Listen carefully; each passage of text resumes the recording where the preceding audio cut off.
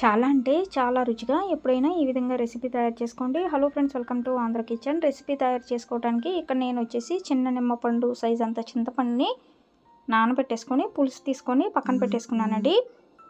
ఇక్కడ మనం వచ్చేసి కరివేపాకు కాంబినేషన్తో ఈ రెసిపీ అనేది తయారు చేసుకుంటున్నాము కాబట్టి ఎక్కువ కరివేపాకు అనేది తీసుకోవాలి.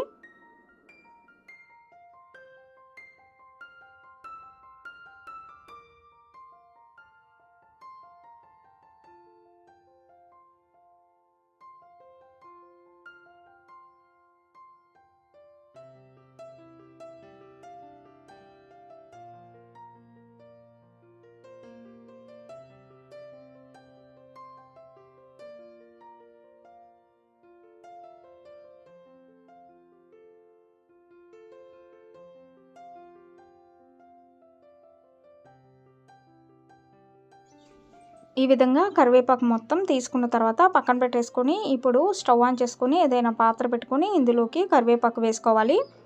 అలాగే కొన్ని మిరియాలు కూడా వేసుకోవాలండి. అంటే ఒక అర చెంచా వరకు మిరియాలు వేసుకుంటున్నాను. అలాగే పావు చెంచా ఆవాలతో పాటు కొన్ని మెంతులు అండి, చాలా కొంచెంగా మెంతులు, అల్లం వేసుకోవాలి.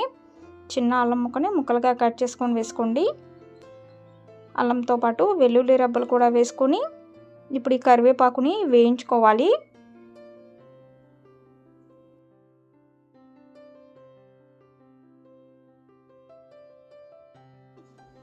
కరివేపాకు వేగిన తర్వాత ఇప్పుడు ఒక మిక్సీ జార్ తీసుకొని మిక్సీ జార్లోకి కరివేపాకు వేసుకోవాలండి.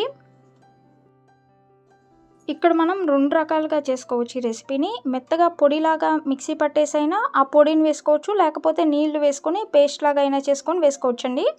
ఇక్కడ నేనైతే పేస్ట్ లాగా తయారు చేసుకున్నాను. ఇప్పుడు మళ్ళీ స్టవ్ ఆన్ చేసుకొని ఏదైనా పాత్ర పెట్టుకొని అందులోకి నూనె వేసుకోండి. నూనె కాగిన తర్వాత ఆవాలు వేసుకోండి, పావు చెంచా వరకు. ఆవాలతో పాటు ఉల్లిపాయ ముక్కలు వేసుకోవాలి. ఇవి కొంచెం వేగిన తర్వాత ఇప్పుడు ఇందులోకి మనం వెల్లుల్లి రెబ్బలు వేసుకోవాలండి. వెల్లుల్లి రెబ్బలు వచ్చేసి మనం ఒక వెల్లుల్లిపాయ వరకు ఒలుచుకొని ఆ రెబ్బలు మొత్తాన్ని వేసేసుకోవాలి. ఇవి కూడా ఒక నిమిషం పాటు వేయించుకున్న తర్వాత ఎండుమిరపకాయలు వేసుకోండి. ఎండుమిరపకాయలతో పాటు ఇప్పుడు ఇందులోకి కొంచెం పసుపు కూడా వేసుకోవాలి. పసుపుతో పాటు ఉప్పు కూడా వేసుకోవాలండి. అలాగే పావు చెంచా కారం వేసుకోండి. ముందుగా నేను మిరియాలు వేసుకున్నాను కదా, అందుకే కొంచెం కారం అనేది తగ్గించుకొని వేసుకుంటున్నాను. ఇప్పుడు ఈ మొత్తాన్ని బాగా కలుపుకోవాలి.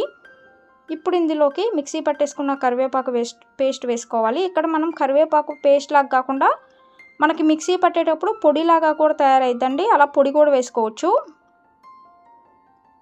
ఈ విధంగా కొంచెం సేపు పేస్ట్ వేయించుకున్న తర్వాత ఇందులోకి మనం ముందుగా నానబెట్టుకున్న చింతపండుని పులుసు తీసుకొని ఆ పులుసుని వేసుకోవాలి.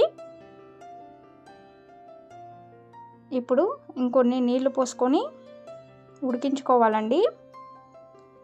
ఇలా ఉడుకుతూ ఉన్నప్పుడే ఇందులోకి మనం బెల్లం వేసుకుందాము.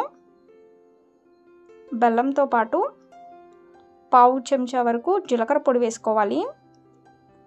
జీలకర్ర పొడితో పాటు ధనియాల పొడి కూడా ఒక పావు చెంచా వరకు వేసుకొని ఇంకొంచెం సేపు ఉడికించుకోవాలి. నూనె పైకి వచ్చే వరకు ఉడికించుకుంటే చాలండి. కరివేపాకుతో కూర రెసిపీ అనేది రెడీ అయిపోయినట్లే.